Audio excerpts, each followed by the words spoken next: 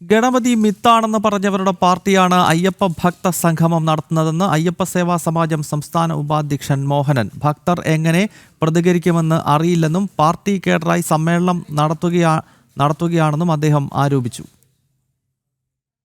കേരളത്തിലെ ഈ ക്ഷേത്രങ്ങളെയും അതുപോലെ നമ്മുടെ ആചാര അനുഷ്ഠാന വിശ്വാസ പ്രമാണങ്ങളെയും എല്ലാം സംരക്ഷിച്ചു കൊണ്ടുവരുന്ന നിരവധി പ്രസ്ഥാനങ്ങളുണ്ട്.